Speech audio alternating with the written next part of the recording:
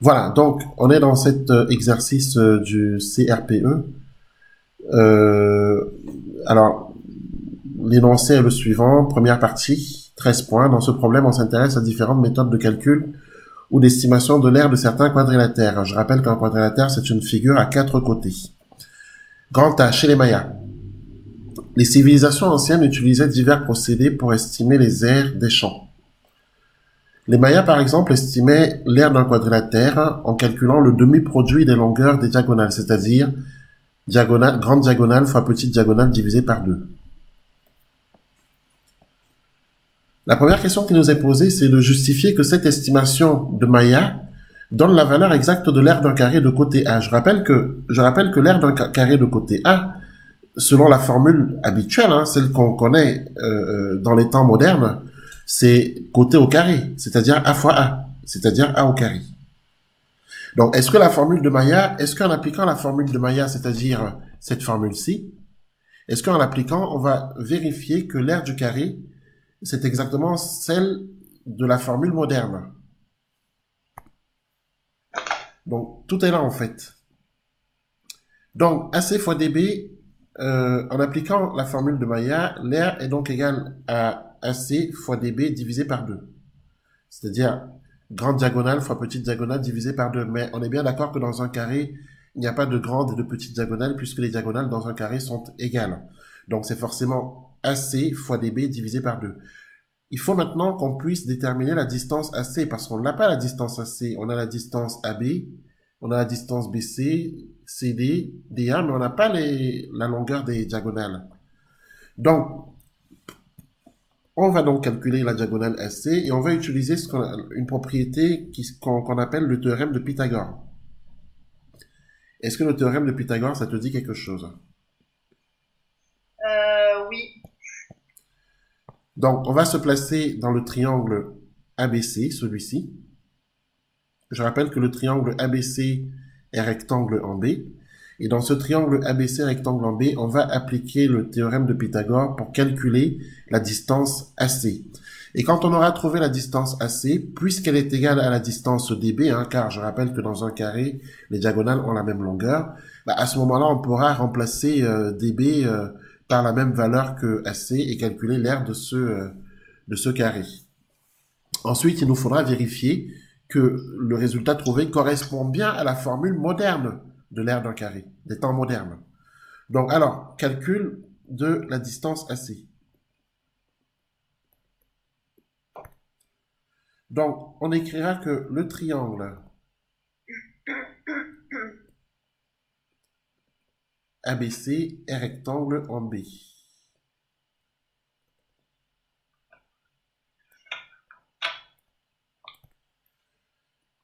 D'après le théorème de Pythagore,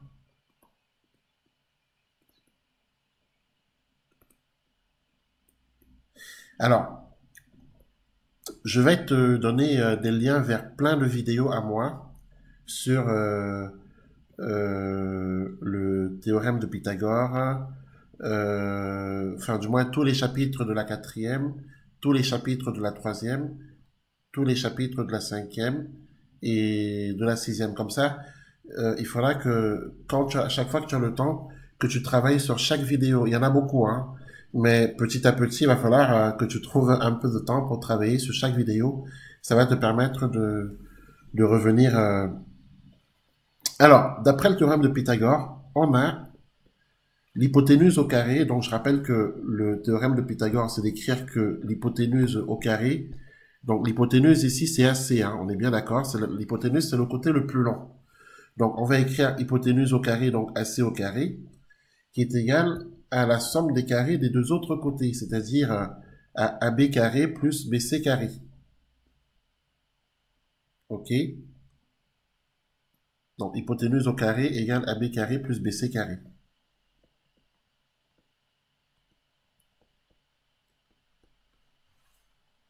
Donc, la distance AC, alors AC au carré égale, alors puisqu'AB est égal à petit a, donc AB au carré c'est A au carré, BC est égal à petit a, donc ça nous fait également A au carré. Donc on trouve A carré plus A carré, ça fait 2A carré.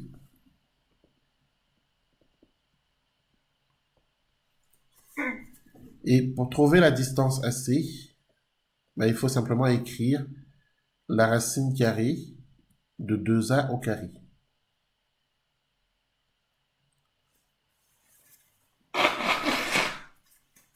Alors, racine carrée de 2A au carré,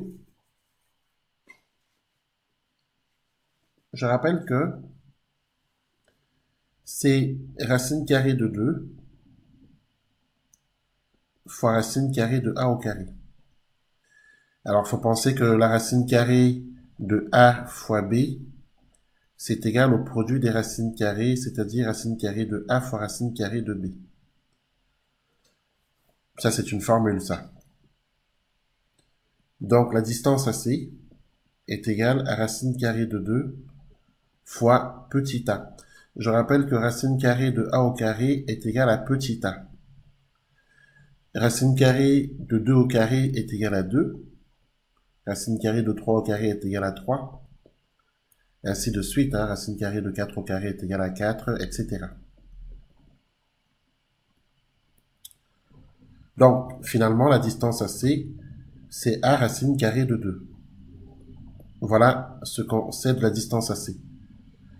Et elle est égale à la distance DB, hein, puisque les deux diagonales sont égales. Alors, on va le dire quand même, hein. On va dire que les diagonales d'un carré étant égales,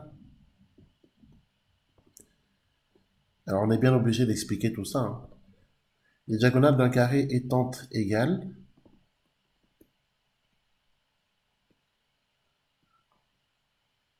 AC est égal à DB,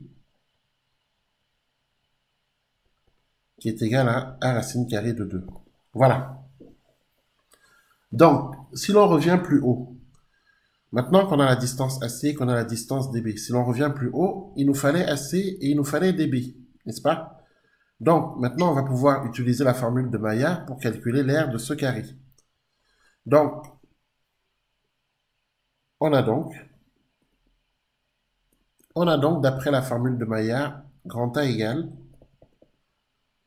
Donc, on avait dit AC fois DB divisé par 2, c'est-à-dire,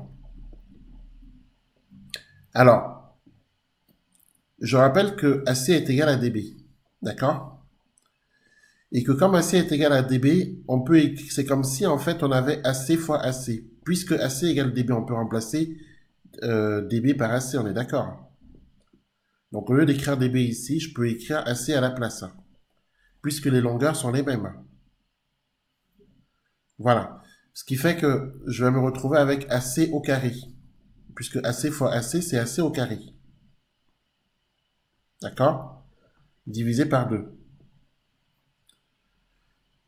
Sauf que si tu regardes plus haut, AC au carré, on l'a déjà trouvé ici. AC au carré, on sait que c'est 2A carré. Voilà, on l'a trouvé. Donc, on va écrire 2A carré divisé par 2. OK? Et 2A carré divisé par 2, bah, si on se débarrasse des 2, A au carré. voilà, c'est A au carré, tout à fait. Bon, est-ce que ça va? Ouais, jusque-là, ça. Donc, est-ce qu'on est d'accord que la formule de Maillard, parce qu'attention, hein, la formule de Maillard n'a rien à voir avec la formule des temps modernes, hein. Les Mayas, c'était il y a des centaines et des centaines d'années, hein. Donc, la formule de Maillard, la voici. C'est grande diagonale fois petite diagonale divisé par 2. Mais, attention, dans le résultat qu'on trouve en appliquant la formule de Maillard, on constate quand même que le résultat qu'on a trouvé pour le carré, ça correspond bien à la formule de l'aire d'un carré des temps modernes. Ouais, Puisque, c'est côté. comment? Parce que c'est côté fois côté, normalement, Tout c'est à ça. fait. Ouais. Donc A fois A, c'est-à-dire A au carré. Donc, on est bien d'accord que cette estimation des Mayas donne bien la valeur exacte de l'aire d'un carré. Est-ce qu'on est d'accord? Donc Ouais. ça, on va l'écrire. En conclusion, cette estimation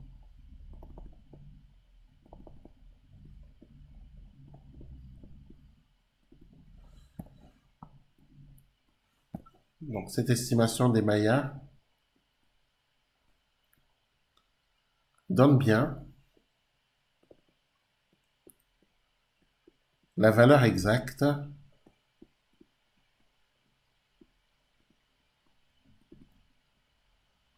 de l'aire d'un carré de côté A.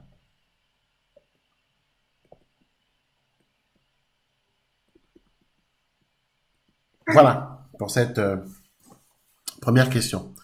On a justifié que la formule de Maya donne bien la valeur exacte de l'aire d'un carré de côté A.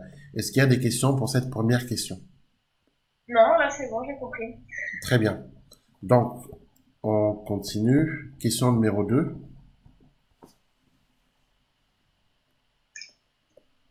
Alors, on nous dit, on considère un rectangle de longueur 4 cm. Donc, on va construire un rectangle à main levée. D'accord? On va l'appeler ABCD. Pourquoi pas? C'est pas interdit. Sa longueur est de 4 cm. Donc, ça veut dire que la distance AB est égale à la distance DC égale 4 cm. On peut l'écrire ici d'ailleurs. Sa largeur est de 3 cm qu'on écrira ici. Donc, autrement dit, on a la distance AD qui est égale à la distance BC qui est égale à 3 cm. Et la question qu'on nous pose, c'est que est-ce que la formule de Maya donne la valeur exacte de l'aire de ce rectangle?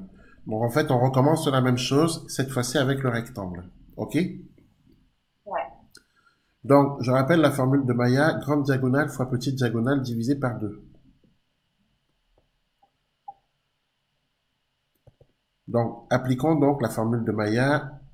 L'aire est égale à la grande diagonale fois la petite diagonale divisée par 2. Alors, dans un rectangle, il n'y a pas de grande et de petite diagonale puisque les diagonales ici sont égales. Hein. Je rappelle que les diagonales sont les segments AC et DB et que dans un rectangle, les diagonales ont la même longueur.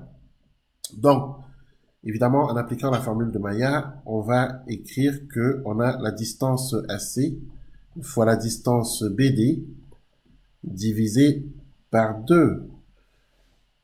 D'accord? Ouais. Comme les diagonales sont égales, on peut même dire qu'on a AC au carré, puisque BD égale AC. Hein. BD et AC ont la même longueur. Donc ça revient à AC carré. C'est comme ça on faisait AC fois AC. Donc en fait, c'est égal à AC carré divisé par 2. Donc, mais le problème c'est qu'on n'a pas AC. On nous a donné la longueur AB, on nous a donné la longueur BC, mais on n'a pas la longueur AC. Et on va devoir calculer cette longueur AC en appliquant une fois de plus le théorème de Pythagore. Car je rappelle que le triangle ABC est rectangle en B, puisque dans un rectangle, on a 4 angles droits. Donc, il y a forcément un angle droit ici. Donc, on peut appliquer le théorème de Pythagore pour calculer la distance AC. Et il faut le faire. Donc, alors, théorème de Pythagore.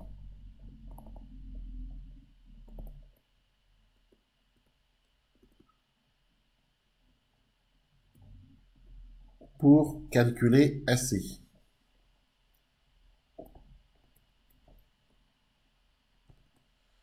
Donc, on écrira que le triangle ABC est rectangle en B.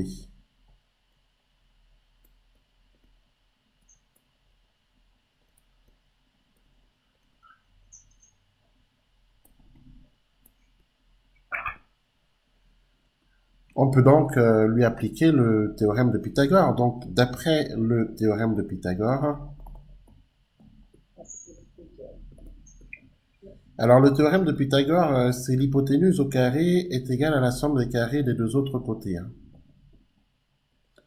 Donc, il faut repérer l'hypoténuse.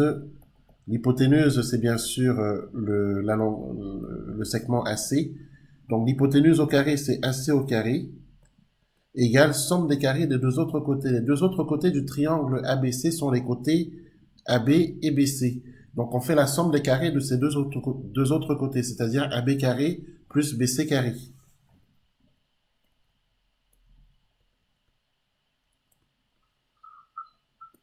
Donc, puisque on connaît la longueur AB est égale à 4 cm. D'accord, on la connaît.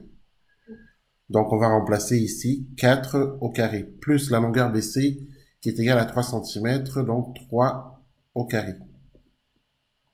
OK? Donc, ça nous donne AC carré égale 16. Alors, 4 au carré, je rappelle que c'est 4 fois 4. Hein. Oui. 4 au carré, c'est 4 fois 4, c'est égal à 16. 3 au carré, c'est 3 fois 3, c'est égal à 9. Donc, on a 16 plus 9. On a AC carré qui est égal à 25. Hein, 16 plus 9 égale 25. Et pour trouver... Alors, en principe, on peut s'arrêter là, puisque nous, ce qu'on cherche, c'est AC carré. Hein. D'accord? C'est AC carré qui nous manquait ici. Hein. Donc, on peut donner AC si on veut, mais bon... Euh, alors, on aurait pu dire tout simplement, appliquant le théorème de Pythagore pour calculer AC au carré tout court. Hein. C'est ça qui nous intéresse, en fin de compte. Donc, à partir de là, on peut continuer à appliquer la formule de Maillard.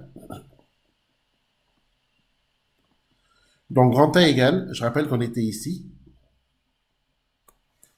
Donc, AC au carré, c'est donc 25 sur 2. Donc, la formule de Maillard nous donne 12,5. Et n'oublions pas qu'on est en centimètres, donc ce sont des centimètres carrés. Les longueurs sont en centimètres, donc l'air est en centimètres carrés.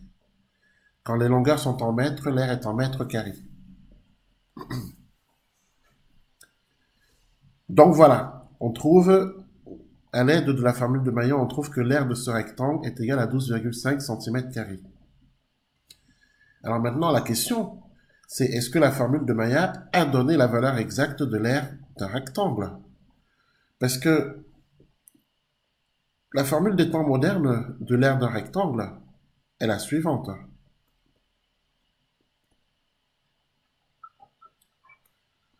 Donc, formule contemporaine.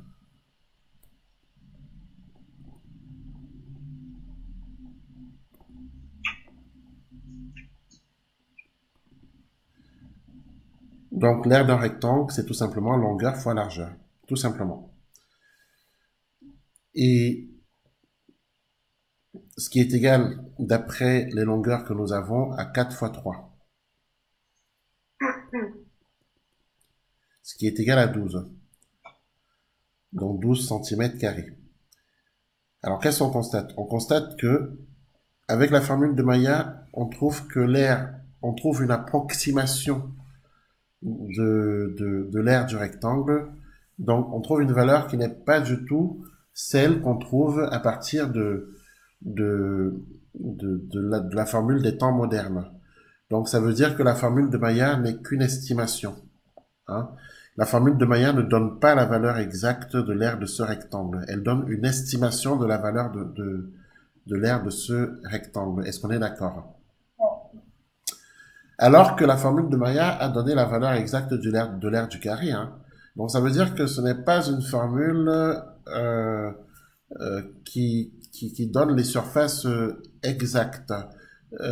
Certaines surfaces pourront avoir une valeur...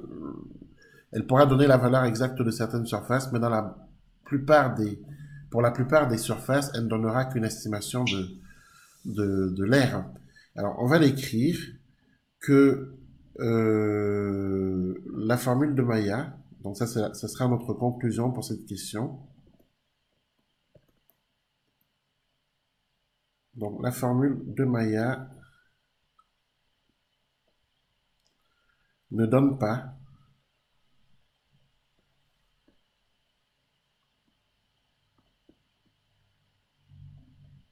la valeur exacte de l'aire de ce rectangle.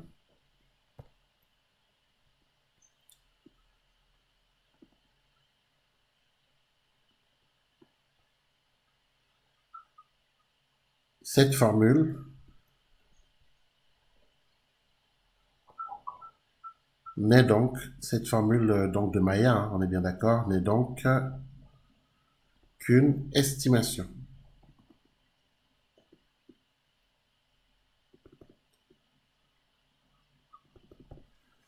Voilà ce qu'on pouvait dire ici pour cet exercice qui est donc terminé. Est-ce qu'il y a des questions? Non, c'est bon. C'est bien compris? Ouais. Très bien. Chez les Indiens, on dit qu'un quadrilatère est inscriptible dans un cercle si ses quatre sommets sont des points de ce cercle. C'est le cas du quadrilatère ci-dessous. Alors on va reproduire cette figure, hein.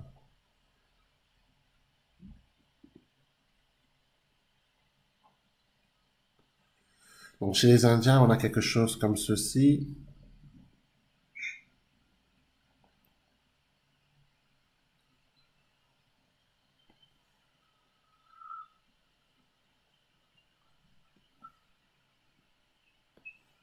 Voilà la figure qu'on a. Donc ce quadrilatère, on peut le nommer, hein, pourquoi pas, c'est pas interdit. On peut nommer ABCD. Le cercle, on peut l'appeler cercle C. D'accord. Donc, le quadrilatère est inscrit, il est inscrit dans ce cercle, donc ses sommets sont sont des points de ce cercle.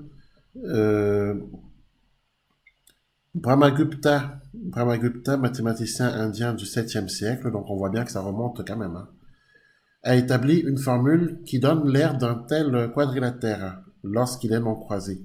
Effectivement, ici on a un quadrilatère qui ne croise pas. Donc, formule de Brahmagupta, on va l'écrire, hein. Elle n'est pas du tout la même que la formule des Indiens, ça c'est sûr.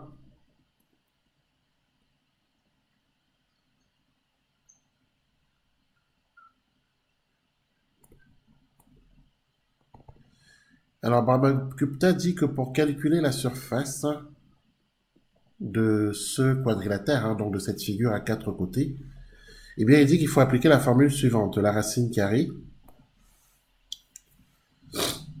de P-A, facteur de P-B, facteur de P-C, facteur de P-D, où A, B, C et D sont les longueurs des côtés du quadrilatère. Donc, alors, on peut par exemple dire que la distance AB c'est petit a, que la distance BC c'est petit c pour la distance DC et petit d pour la distance AD. P est le périmètre. Donc petit p est le périmètre. Alors je rappelle que le périmètre, enfin du moins c'est le demi-périmètre, c'est-à-dire le périmètre divisé par 2.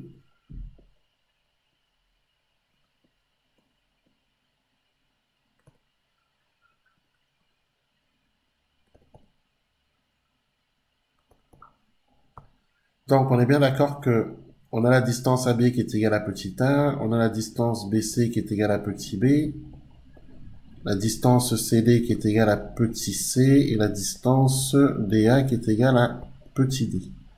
Donc voilà pour les données. Alors ensuite, qu'est-ce qu'on nous dit? Étude d'une configuration particulière. Donc ça c'est la première partie, enfin première partie de la partie B, hein. Donc étude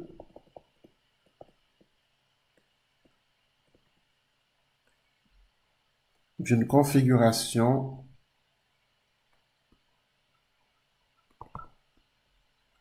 particulière.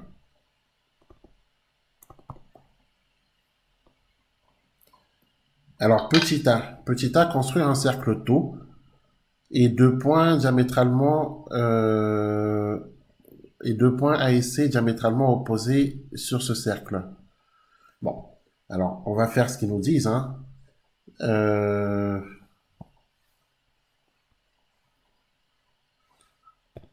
On nous demande de... Alors tu prends ton compas, il faut construire un cercle.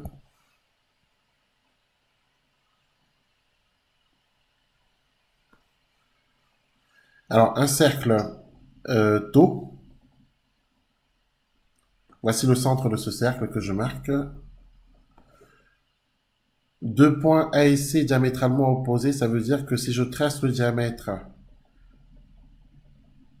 enfin du moins si je trace un diamètre, d'accord, puisqu'en fait il y a une infinité de diamètres dans un cercle. Si je trace un diamètre de ce cercle, je vais pouvoir placer ici deux points A et B qui sont diamétralement opposés. D'accord? A et C. Tout à fait, c'est A et C. Deux points A et C diamétralement opposés. OK?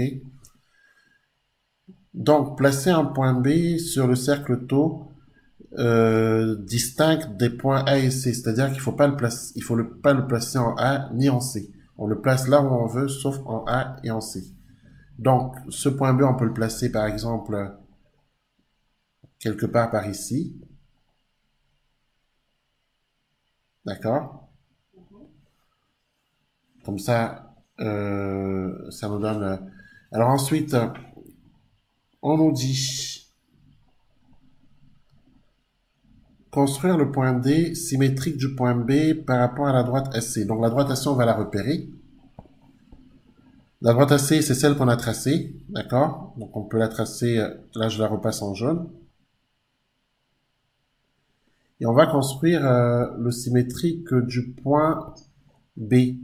Le symétrique du point B, alors je ne sais pas si tu sais construire les symétriques par rapport à une droite, les symétriques de points par rapport à une droite, mais pour construire le symétrique du point B, il faut tracer la droite qui part du point B qui est perpendiculaire à C, hein. Donc ici on doit avoir un angle droit, et elle va aller de l'autre côté, d'accord, jusqu'ici, et ici on aura l'image du point B par la droite, par la symétrie d'axe AC. Et donc le point D on le retrouve ici. Alors, si je marque ici par exemple le point I, hein, soit I le milieu de BD, hein, c'est un point que je crée, hein, on a le droit de créer des points, c'est pas interdit, donc soit I le milieu de BD, donc du segment BD, alors il faut penser que la distance BI est égale à la distance ID, donc c'est pour ça que je code la figure. J'ai mis ici un angle droit entre un angle droit puisque la droite BD est perpendiculaire à la droite AC. Bon, en tout cas, voici la construction, ce à quoi elle ressemble. Attention, la construction est notée, hein. Donc là, on vient de la terminer, la construction. Bon. La question petit b, on nous demande de justifier que le quadrilatère ABCD est inscriptible dans le cercle tau. Donc, un quadrilatère est inscriptible si ces quatre sommets sont des points de ce cercle, hein, c'est ce qu'on avait vu. Donc, c'est ce qu'on nous demande de montrer. Donc, on nous demande de montrer que les quatre points du quadrilatère appartiennent bien au cercle tau, hein, c'est ça la question. Donc, on va tracer ce quadrilatère, hein, puisqu'on nous parle d'un quadrilatère, on va compléter notre figure. Donc, on a le segment AB qu'on va tracer. On va joindre les points B et C, hein, bien entendu. On va joindre les points C et D également. Et on va joindre les points D et A. Voilà. Et donc, euh, on doit maintenant justifier que le quadrilatère ABCD est inscriptible.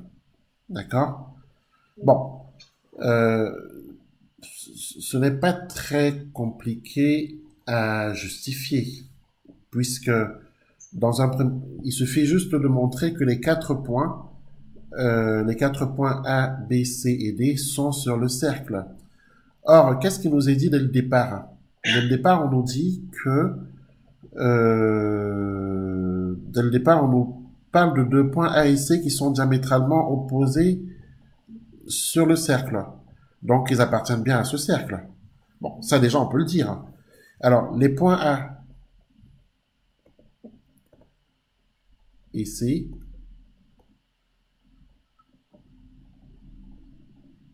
sont diamétralement opposés sur tau.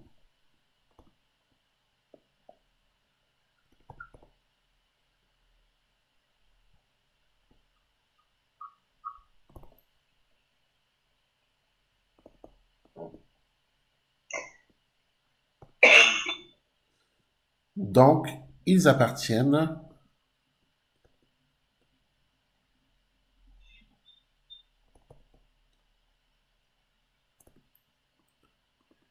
au cercle.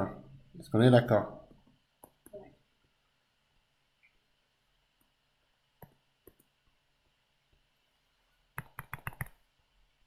Alors, un petit instant, c'est en train de se remettre.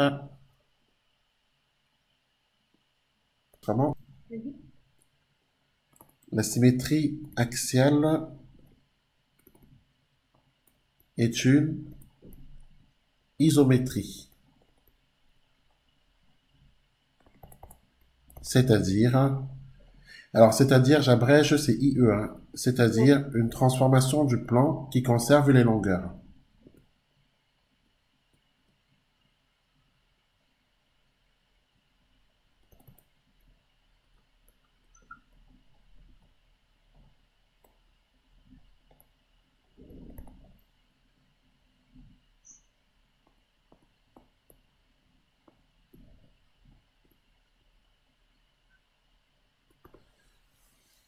Alors, attention, parce que non seulement la symétrie axiale est une transformation du plan qui conserve les longueurs, ce qui veut dire que si je prends par exemple le segment IB, son image qui est en fait le segment ID aura la même longueur.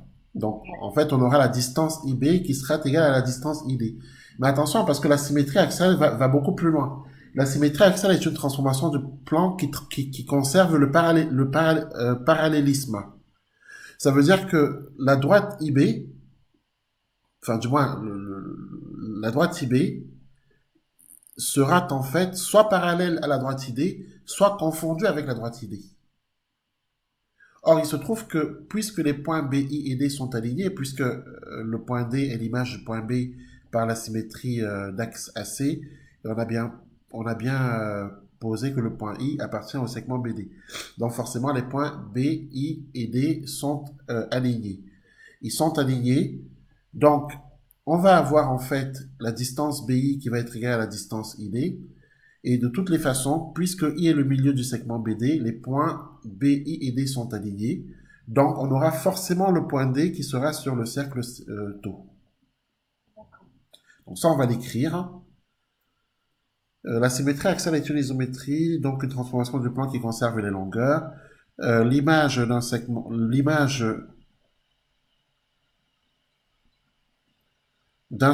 est un segment de même longueur.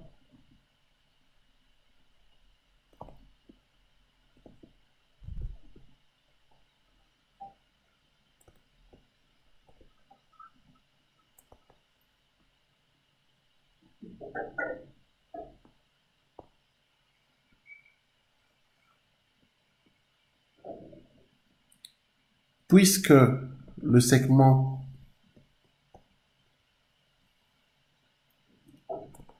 puisque le segment ID est l'image du segment IB,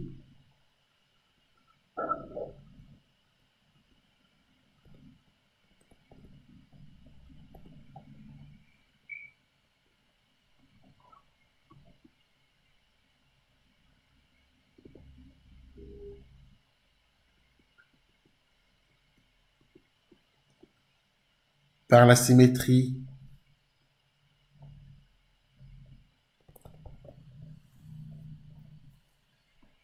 d'axe AC, alors, et puisque les points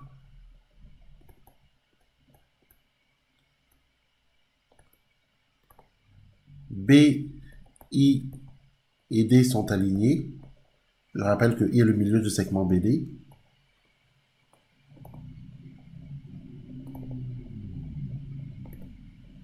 alors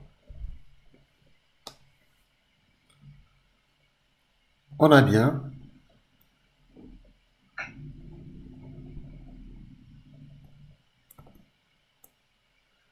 le point D qui appartient à tau.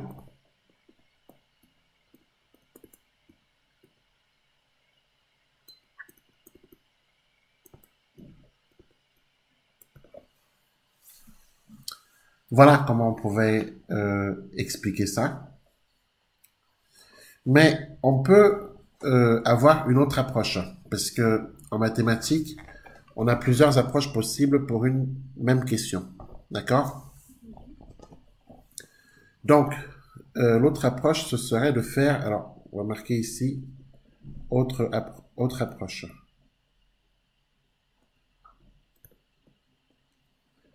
Considérons par exemple le point O, centre du cercle. OK? D'accord. Donc, on va l'écrire, on va dire soit O, le centre du cercle d'O. D'accord? Donc, est-ce qu'on est d'accord que O est aussi le milieu du segment AC, puisqu'on a dit que A et C sont diamétralement opposés? Est-ce qu'on est d'accord? Oui. Que O est aussi le milieu du segment AC. Donc ça, on va l'écrire. O est aussi le milieu du segment AC. OK? Alors, ensuite, comme le point O est sur le segment AC, d'accord? Donc ça, on va l'écrire. Comme,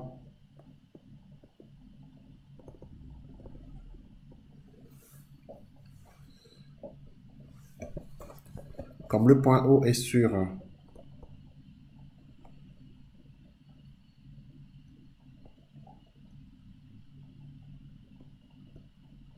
le segment AC, est-ce qu'on est d'accord que le point O a pour image lui-même par la symétrie